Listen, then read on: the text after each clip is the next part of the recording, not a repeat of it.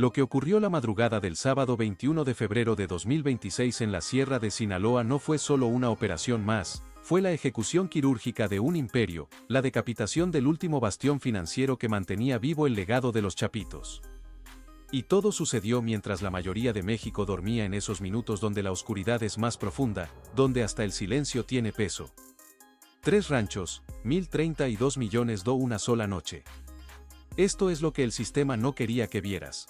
Pero espera, antes de que te cuente qué pasó esa madrugada, necesitas entender por qué esto es tan importante, necesitas entender quién es Iván Archibaldo Guzmán Salazar y por qué su imperio financiero era el objetivo número 1 de García Harfuch desde hace años, porque esta no es una historia de dinero nada más, es una historia sobre cómo se construye una organización criminal tan sofisticada que llega a rivalizarse con estructuras corporativas legítimas, es una historia sobre cómo un hombre, hijo de uno de los narcos del mundo, llegó a controlar rutas que movían miles de millones de dólares anuales. Iván es parte de la nueva generación de traficantes. No es como su padre, el Chapo Guzmán, que se hizo famoso por túneles y fugas espectaculares. Iván entendió algo que la generación anterior no, que el poder verdadero no está en ser conocido, sino en ser invisible. Que una fortuna que nadie sabe que existe es más valiosa que un castillo que todos pueden ver desde 30 kilómetros de distancia. Entonces, mientras sus rivales del cártel Jalisco Nueva Generación construían mansiones y compraban equipos de fútbol con publicidad, Iván estaba haciendo algo mucho más peligroso. Estaba construyendo una máquina de dinero. Los Chapitos, el grupo que él lideraba junto con sus hermanos, habían logrado algo que parecía imposible en la geografía del narcotráfico mexicano. Habían logrado controlar grandes porciones de Sinaloa sin que eso significara que tuvieran que estar en las noticias cada semana. Trabajaban en silencio.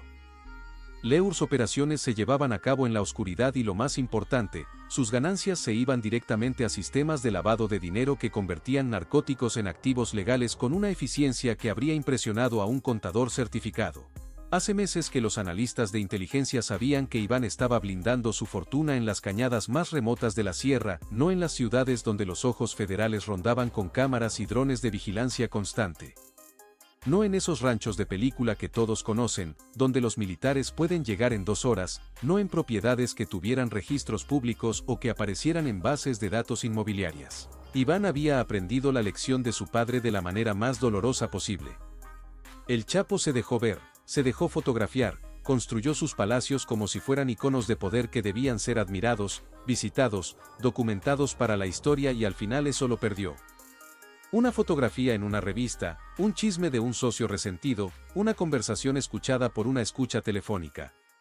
Todo eso fue tejiendo la red que finalmente lo capturó. Entonces Iván hizo lo opuesto, desapareció del radar mediático completamente, se convirtió en un fantasma operativo, en una voz en un celular, en un número en una transferencia bancaria, en un nombre que aparecía en WhatsApps codificados, pero nunca en fotografías públicas.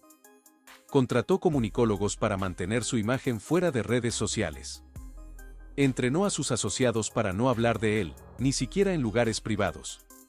Y lo más importante, destinó una fortuna a la construcción de infraestructura que era literalmente invisible para el mundo exterior. Los drones térmicos de la Marina habían estado volando sobre esa sierra durante semanas, invisibles a simple vista, sin hacer ruido, sin dejar rastro visual, sin ser detectados por los sistemas de defensa aérea que Iván había instalado en sus posiciones principales. Lo que esos drones mostraban en las pantallas de mando era una geografía del crimen que desafiaba la lógica convencional. 3 propiedades dispersas en un triángulo que abarcaba desde Badiraguato hasta Mocorito, pasando por cañadas tan profundas que algunos campesinos locales juraban que nunca la luz solar tocaba el fondo del barranco. El primer rancho estaba enclavado en una depresión topográfica donde convergían 3 cañadas, el segundo en una llanura oculta tras una cortina de vegetación densa de pinos y encinos. El tercero, disperso en construcciones separadas por casi 2 kilómetros que parecían cabañas de pastores, hasta que los análisis térmicos revelaban que tenían sistemas de climatización industrial funcionando ininterrumpidamente. Fincas ganaderas, eso decían los papeles de propiedad, operaciones agrícolas legítimas, eso afirmaban las escrituras notariales firmadas por prestanombres que vivían en ciudades a 800 kilómetros de distancia, gente que probablemente ni sabía que sus nombres estaban siendo usados para operaciones criminales. Pero los sensores térmicos no mienten, no tienen lealtades, no pueden ser sobornados, mostraban actividad nocturna imposible en una granja ganadera normal. Los ranchos ganaderos legítimos están tranquilos de noche, los animales duermen, las operaciones se detienen, pero esos 3 ranchos mostraban temperaturas consistentes con bóvedas subterráneas refrigeradas 24 horas al día, sistemas de aire acondicionado funcionando incluso cuando no hay animales dentro, incluso cuando no hay trabajadores que requieran comodidad térmica. Mostraban el movimiento de vehículos pesados entrando exactamente a las 2 de la madrugada y saliendo precisamente a las 4. Horarios demasiado regulares para ser casuales, demasiado coordinados para no ser planeados deliberadamente, mostraban patrones de vida que solo podían corresponder a una fortaleza financiera en operación continua, un corazón de dinero bombeando sangre oscura hacia arterias delictivas que se extendían por todo el país y más allá, hacia Chihuahua, por un lado, hacia Durango por otro, hacia la costa en Sinaloa y más allá hacia Estados Unidos, donde redes de distribución desde Phoenix hasta Nueva York estaban esperando los envíos que salían de estos ranchos. Omar García Harfuch vio esos datos en su pantalla en la Ciudad de México y supo que estaba mirando la última oportunidad. Si esos ranchos seguían operando, si Iván conseguía consolidar esa estructura, la riqueza de Iván alcanzaría niveles de intocabilidad que lo pondrían más allá del alcance de cualquier operativo. Tendría recursos para comprar gobiernos locales en su totalidad. Tendría capacidad financiera para financiar la siguiente generación de narcotraficantes. Para crear dinastías criminales que duraran décadas. Tendría para pagar abogados penalistas internacionales que lo sacaran de cualquier acusación. Tendría para permanecer fuera del alcance de cualquier operativo durante una década más y lo peor, tendría precedente. Si Iván conseguía construir este imperio sin que lo detuvieran, otros líderes criminales imitarían su modelo. El narcotráfico mexicano evolucionaría de mafias violentas a corporaciones criminales sofisticadas y eso cambiaría todo. Entonces, García Harfuch hizo lo que hace cuando ve una oportunidad así. Marcó la hora cero. No pidió permiso a nadie, no informó a civiles que no necesitaban saber, simplemente coordinó con sus aliados en la Guardia Nacional, en los militares, en las agencias de inteligencia y comenzó a mover fichas. Viernes a las 20 horas, García Harfuch estaba en un helicóptero Black Hawk despegando de un helipuerto en la Ciudad de México rumbo a un puesto de mando móvil que ya estaba siendo instalado en la sierra a 30 kilómetros de distancia de los objetivos. Viajaba con su equipo de coordinación, hombres que habían participado en operativos similares en el pasado, gente que sabía cómo coordinar cientos de elementos en terreno montañoso bajo condiciones de combate. Mientras Harf volaba, otros helicópteros Black Hawk estaban levantando tropas de bases militares en todo Sinaloa, comandos de las Fuerzas Especiales del Ejército, los GAFES, hombres entrenados específicamente para guerras de montaña, para operaciones en terreno accidentado, para combate en cañadas donde la geografía es el enemigo, tanto como los hombres que defienden la posición. Guardias nacionales que habían sido seleccionados por su experiencia en operativos contra carteles. Pilotos de helicópteros de ataque que habían participado en docenas de operaciones anteriores. Aviones de reconocimiento Presorión trazaban órbitas silenciosas en la atmósfera, sus sistemas de radar sintetizado mapeando el terreno, sus cámaras de infrarrojo capturando cada movimiento térmico dentro de los ranchos. Estos aviones son prácticamente indetectables para sistemas de defensa aérea convencionales. Vuelan a altitudes donde no hay ruido que alcance el suelo, donde sus siluetas son invisibles contra el cielo nocturno y lo que ven lo transmiten en tiempo real a las pantallas de los comandantes, tropas de la Guardia Nacional y elementos GAFES. Esos soldados entrenados en guerra de montaña y operaciones de precisión se posicionaban en las cañadas de acceso, bloqueando cada salida posible de la zona. No era un trabajo fácil. La geografía es complicada. Hay veredillas que no aparecen en mapas. Hay desfiladeros donde es imposible pasar vehículos, pero donde un hombre corriendo a pie podría escapar si encuentra la ruta correcta. Hay fuentes de agua natural donde la gente puede esconderse. Por eso, el cerco no era una línea simple, sino una red tridimensional, un envolvimiento geométrico que convertía toda esa zona de la sierra en una trampa sellada. Kilómetros de perímetro cubiertos por tropas especializadas, convoyes blindados estacionados en puntos estratégicos donde la topografía indicaba que era probable que alguien intentara fuga. Francotiradores en posiciones elevadas con visores de alta definición y sistemas de visión nocturna que permitían ver en la oscuridad como si fuera mediodía fosforescente. Equipos de comunicación que mantenían a todos los elementos conectados en una red donde la información viajaba instantáneamente de una posición a otra. Los sistemas de defensa que Iván había instalado en los ranchos eran sofisticados, pero estaban diseñados para detectar ataques predecibles, sistemas de radar que podían ver helicópteros aproximándose, centinelas humanos que vigilaban las aproximaciones terrestres, armas posicionadas para defender contra enemigos que atacaban desde direcciones esperadas.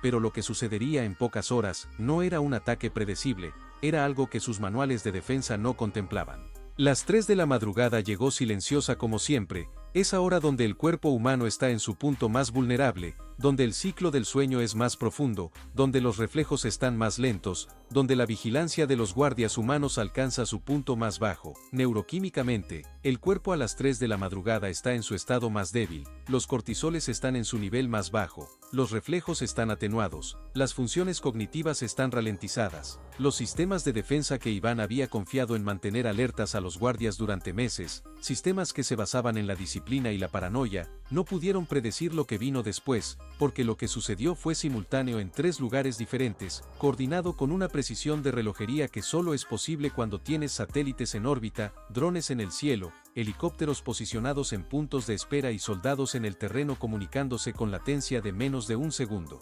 El rancho principal estaba al fondo de una cañada profunda, protegido por muros de 5 metros de alto que imitaban la arquitectura de una hacienda colonial de hace 2 siglos.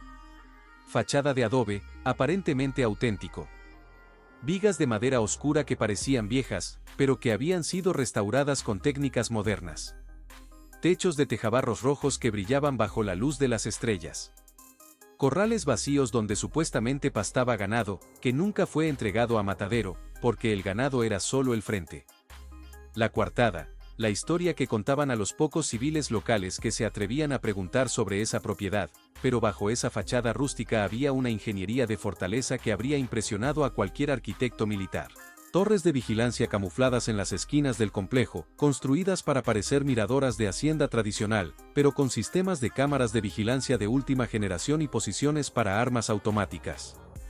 Trincheras cubiertas con lonas de camuflaje que se mimetizaban perfectamente con la topografía circundante, donde los sicarios se turnaban en vigilancia en bloques de 4 horas, durmiendo en turnos para mantener cobertura permanente y bajo tierra, garajes subterráneos a los que se accedía por rampas ocultas bajo construcciones falsas, donde vehículos blindados esperaban estacionados, donde generadores diésel funcionaban ininterrumpidamente, donde los sistemas de comunicación encriptada mantenían coordinación con los otros 2 ranchos.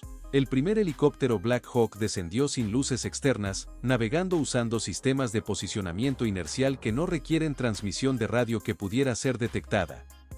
A 400 metros de altitud comenzó su aproximación final. 18 comandos gafes revisaron sus equipos por última vez. Verificaron que los cargadores de sus fusiles Sig-Sur calibre 5.56 estuvieran completamente cargados. Verificaron que los supresores de sonido estuvieran atornillados correctamente.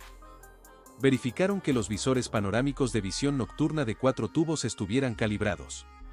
Algunos de estos hombres habían hecho esto antes, otros estaban participando en su segundo o tercer operativo de este tipo. Todos sabían que los siguientes 30 minutos determinarían si volvían a sus casas o si sus familias recibirían noticias diferentes. El helicóptero se detuvo a 30 metros de altitud sobre el patio trasero del rancho. No había tiempo para drama, no había tiempo para anuncios ni advertencias, era pura violencia controlada, pura táctica de guerra.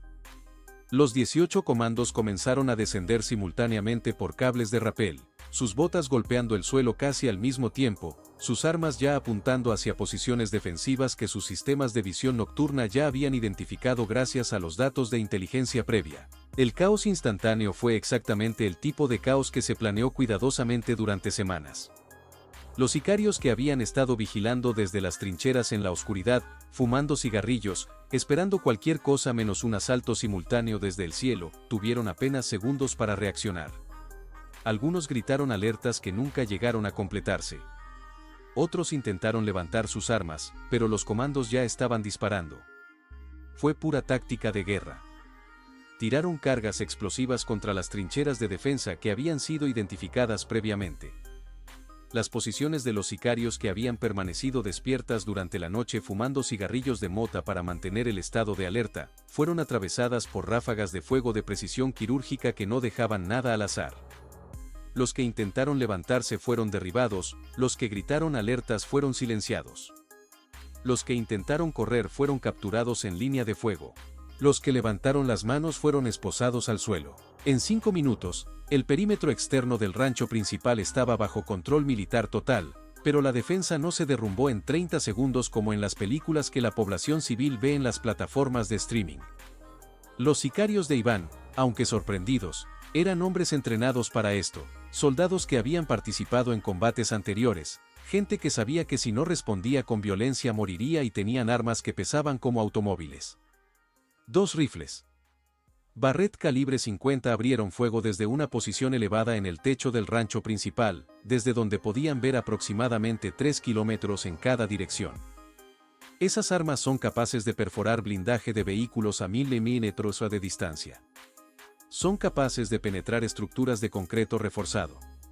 El impacto de una bala Barrett no es una herida, es una explosión. Es una bala que pesa casi una hebra y med viajando a velocidades supersónicas. Cuando golpea algo, lo destroza. Pero los comandos tenían contraataque aéreo disponible. Un helicóptero de ataque artillado, un Black Hawk modificado con sistemas de armas. Descendió desde las nubes a 500 metros de altitud. Sus sistemas de visión térmica ya habían identificado esas 2 posiciones en el techo.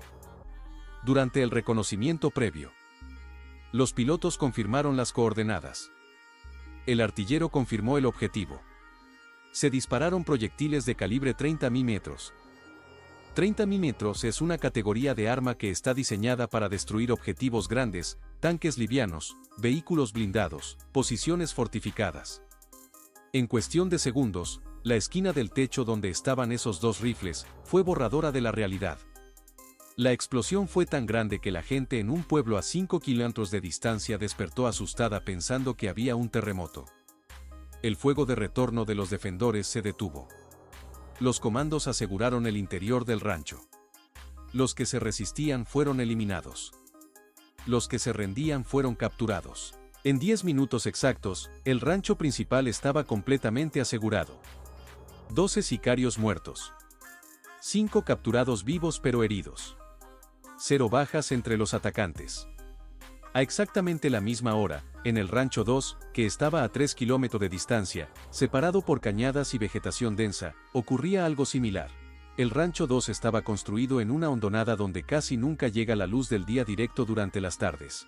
Una ubicación que Iván había elegido específicamente después de consultar con geógrafos e ingenieros, sabiendo que los satélites comerciales no podían obtener imágenes claras del complejo, porque el ángulo de incidencia solar era demasiado bajo, era la bóveda. Aquí es donde guardaban la materia prima del imperio. Las sustancias químicas, que cuando se combinaban en las cantidades correctas con el equipo adecuado se convertían en dinero, bodegas estructurales que descendían 10 metros bajo tierra, espacios que tenían toda la sofisticación de un laboratorio farmacéutico certificado en Suiza, pero con la paranoia arquitectónica de un búnker de defensa civil diseñado para sobrevivir bombardeos nucleares, pisos de concreto reforzado, muros de ladrillo de 10 capas, sistemas de ventilación que filtraban el aire que salía para que no dejara rastro químico detectables en la atmósfera. Sistemas de climatización que mantenían temperaturas precisas para evitar que la metanfetamina cristalina se degradara. Toneladas de precursores químicos en barriles industriales con etiquetas en chino, mandarín que indicaban su origen en laboratorios en Asia, sustancias que son legales en pequeñas cantidades, pero que en esas cantidades solo tenían un propósito criminal. Cristal de metanfetamina apilado en cajas que pesaban como ladrillos de oro. Cada caja conteniendo kilogramos de sustancia cuyo precio por miligramo era superior al precio del oro. Fentanilo en polvo contenido en cámaras refrigeradas especiales para evitar que la degradación química redujera su potencia. Sustancia que es millones de veces más potente que la heroína, tan letal que una cantidad del tamaño de un grano de sal puede matar a una persona. Cocaína que había viajado desde las montañas de Colombia en operaciones que involucraban sobornos a gobiernos, corrupción de autoridades fronterizas y coordinación con carteles regionales, procesada en laboratorios clandestinos en México, donde la falta de regulación ambiental significaba que los químicos se derramaban directamente en ríos que alimentaban pueblos campesinos y empaquetada para distribuirse en calles de Estados Unidos, Europa y Asia, donde los distribuidores locales la vendían adulterada con otros químicos. Para aumentar volumen y ganancia. Los sicarios defensores de este rancho tuvieron un poco más de tiempo para reaccionar que los del primero, porque el acceso terrestre era más complicado. La topografía permitía algunas defensas en profundidad. Consiguieron encender las luces de seguridad que iluminaron el área en un blanco brillante, pensando que eso les permitiría ver mejor al enemigo. No se dieron cuenta de que ya habían sido vistos por sistemas de visión nocturna que podían convertir la oscuridad en verde fosforescente.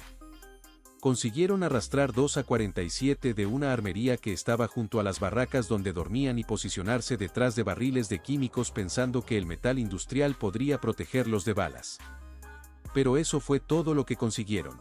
No consiguieron coordinar con las otras posiciones defensivas, no consiguieron enviar señales de alerta a los otros ranchos, porque los sistemas de comunicación habían sido interferidos digitalmente por técnicos de ciberguerra que estaban en un búnker en la Ciudad de México, bloqueando todas las frecuencias de radio y deshabilitando todos los teléfonos satelitales. Los comandos que aterrizaron en los helicópteros del segundo asalto simultáneo no tenían ningún interés en un combate prolongado, entendían que cada segundo que pasaba era un segundo donde alguien podría intentar destruir evidencia, donde alguien podría intoxicarse con fentanilo, donde algo podría salir mal. Lanzaron granadas de destello que cegaron a los defensores momentáneamente. Entraron disparando para neutralizar amenazas activas con fuego concentrado, que no buscaba herir, sino terminar la amenaza de manera definitiva. En 6 minutos exactos tenían asegurado el rancho dos sicarios muertos en la batalla. El resto, vivos pero desarmados, esposados boca abajo en el piso con las manos detrás de la cabeza, siendo colocados en vehículos blindados para transporte a cárceles federales. En 6 minutos, un tiempo que los comandos habían estimado en 18 minutos durante el planeamiento. Habían ejecutado la operación en exactamente un tercio del tiempo planeado. El rancho 3 era el más disperso, el más complicado de asegurar, distribuido en construcciones separadas conectadas por túneles subterráneos que Iván había invertido millones en construir durante los últimos 5 años. Estos túneles no eran simples pasillos de tierra, eran estructuras de ingeniería con soporte de vigas metálicas, con sistemas de ventilación, con puertas de seguridad cada 100 metros, con sistemas de cierre que podían ser activados desde múltiples puntos. Ares improvisados con techos de lona negra donde se realizaba el trasiego final de mercancías, el proceso donde la droga se reempaquetaba en formas más pequeñas para distribución al menudeo. Oficinas camufladas como cuartos de almacén donde se llevaban los registros financieros del imperio completo de Iván, hojas de cálculo detallando transferencias, registros de inversiones, datos de rutas de distribución, nóminas de autoridades corruptas, laboratorios portátiles donde se realizaban pruebas de pureza de los productos antes de enviarlos a los distribuidores, donde químicos trabajaban en condiciones peligrosas sin equipo de protección adecuada, donde la contaminación química había causado enfermedades respiratorias crónicas, en los trabajadores que pasaban años en esos espacios. Este rancho fue el que ofreció más resistencia, porque los sicarios ahí eran gente de confianza especial, gente que había estado con Iván desde que los Chapitos eran apenas una célula emergente en Culiacán, hace más de una década. Eran hombres que habían visto a la organización crecer desde operar solo en Sinaloa a convertirse en un poder transnacional. Sabían que si Iván descubría que habían sido capturados, que habían divulgado información sobre operaciones, sus familias sufrirían represalias. Por eso pelearon con una intensidad que los comandos gafes no esperaban totalmente. Los comandos gafes que descendieron en este sitio enfrentaron un fuego cruzado que llegó a durar 15 minutos. 15 minutos es una eternidad en una operación táctica de asalto. 15 minutos es suficiente para que alguien intente escapar por los túneles subterráneos hacia las cañadas adyacentes. 15 minutos es suficiente para que alguien intente destruir documentación quemándola. 15 minutos es suficiente para que todo se salga de control, para que una operación perfectamente planeada se convierte en un desastre. Pero no sucedió así porque la superioridad aérea era abrumadora. Helicópteros de ataque volaban en círculo sobre el rancho 3. Sus artilleros identificando posiciones defensivas cada vez que disparaban, cada vez que revelaban su ubicación. El cerco terrestre era hermético. Cones de tropas tierra cubrían todos los accesos a los túneles de fuga. Y los gafes son entrenados específicamente para este tipo de escenarios donde la defensa inicial es tenaz, carece de refuerzos. Usaron fuego de cobertura para avanzar metro a metro. Un grupo disparaba sostenidamente hacia una posición defensiva para que el enemigo tuviera que mantener la cabeza abajo mientras otro grupo avanzaba hacia un flanco. Usaron granadas de fragmentación para barrer posiciones donde se habían detectado múltiples combatientes. Usaban tácticas de infiltración por túneles para rodear a los defensores desde múltiples ángulos simultáneamente, entrando por accesos que no estaban siendo defendidos porque todos los defensores estaban enfocados en resistir la aproximación principal. Al final, cuando la última ráfaga de A-47 quedó silenciada, cuando el último sicario que intentó escapar por un túnel fue capturado, cuando todos los gritos de batalla desaparecieron dejando solo el zumbido de helicópteros en el cielo, el Rancho 3 estaba asegurado. 7 sicarios muertos, 5 capturados, 0 bajas entre los atacantes. En un total de 22 minutos, desde que el primer helicóptero había llegado hasta que el último rancho fue asegurado, 3 fortalezas que Iván había creído inexpugnables estaban bajo control total del Estado mexicano.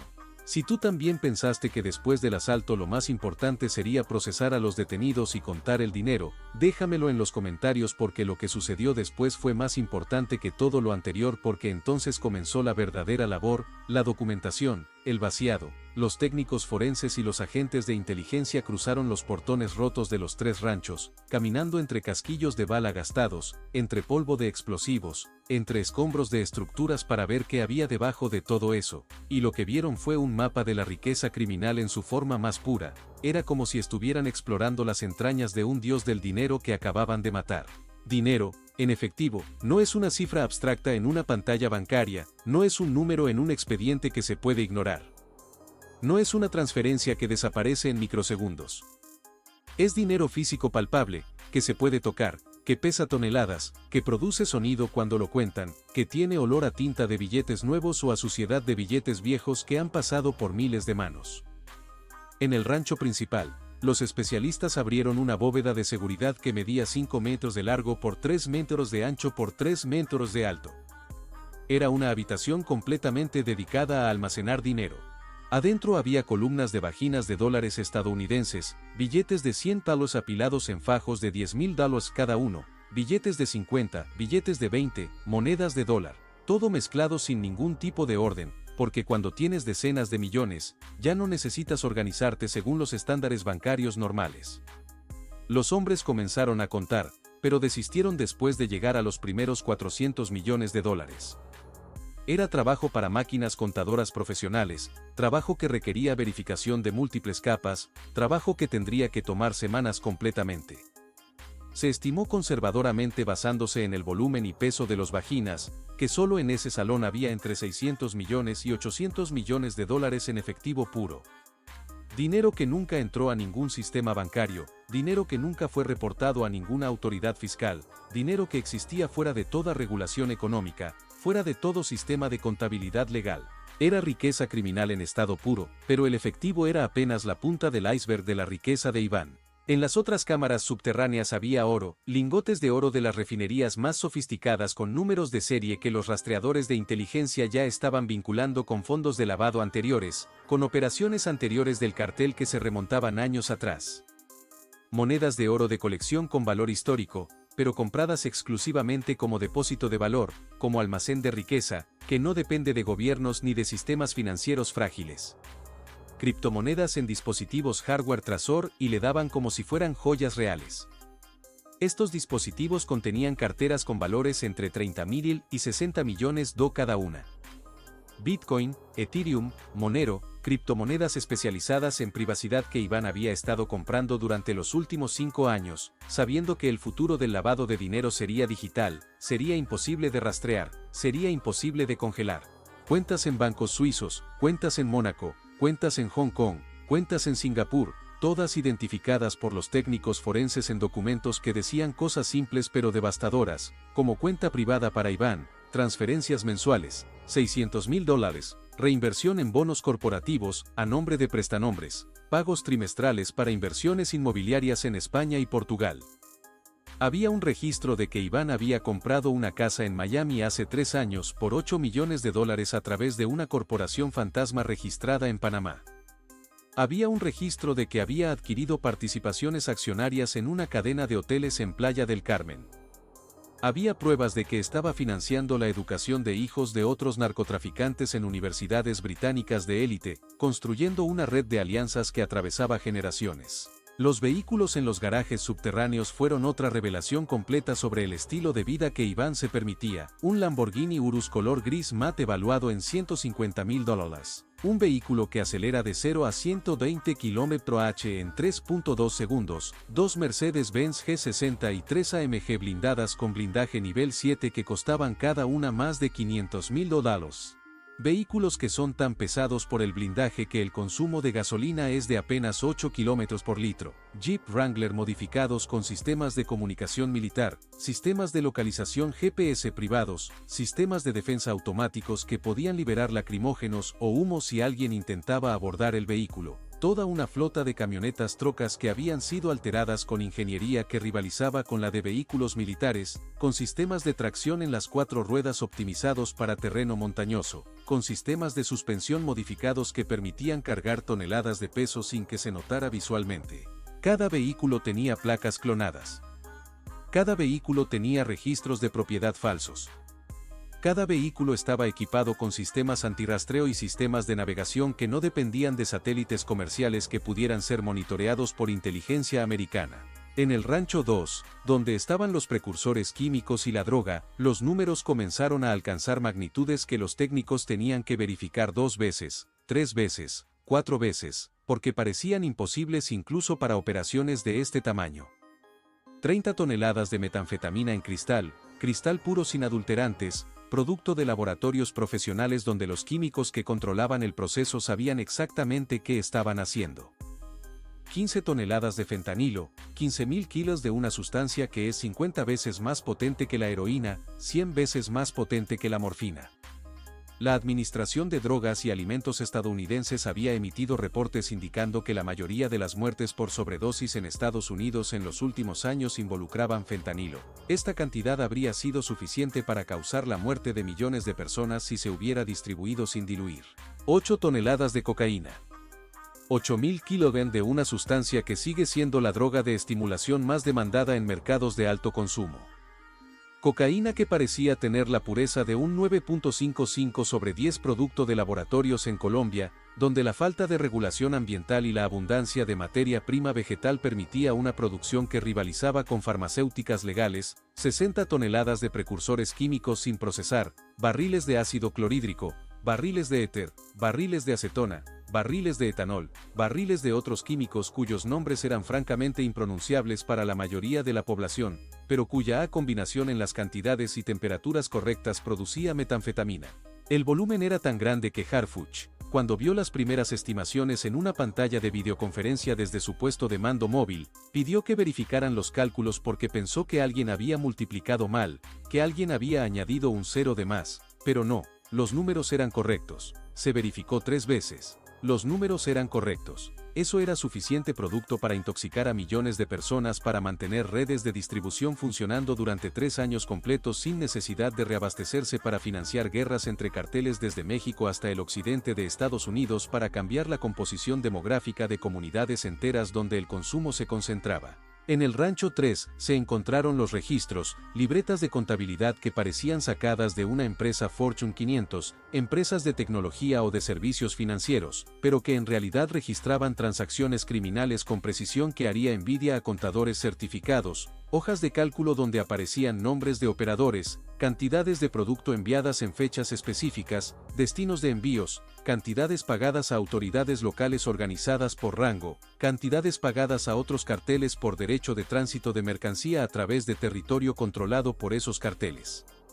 Había un archivo denominado Nómina Corrupción enero 2026 XLSX, donde aparecían nombres de policías municipales, de comandantes de agrupaciones de seguridad, de elementos de la Fiscalía Estatal, de funcionarios del municipio de Culiacán, cada uno con un salario mensual asociado. Los pagos iban desde 000 para policías de bajo rango hasta mensuales para comandantes de alto nivel. Había evidencia de que Iván estaba financiando campañas políticas de candidatos a presidencias municipales, sabiendo que una vez que ganaran, tendría control sobre la autoridad electoral, sobre la policía local, sobre los servicios de inteligencia municipales. Había documentos que sugerían que Iván estaba evaluando candidatos para elecciones federales de 2028, calculando cuáles serían los que ofrecerían el mayor retorno de inversión en términos de acceso a autoridades federales. Una estructura tan sofisticada que los economistas de inteligencia se sorprendieron profundamente. Iván no era solo un traficante, no era solo un heredero del imperio de su padre, era un empresario criminal con un modelo de negocio escalable, repetible, enormemente rentable y potencialmente infinitamente expandible. Era como si el Chapo hubiera sobrevivido lo suficiente para evolucionar de narco tradicional a CEO corporativo criminal. Suscríbete si quieres que sigamos destapando estos temas juntos en el Harv Club de Fans, porque la historia de los carteles mexicanos no termina aquí, apenas está llegando a su capítulo más impredecible, apenas estamos viendo el principio de una nueva fase de una guerra que ha estado en marcha durante décadas y que probablemente continuará durante décadas más. Yeah.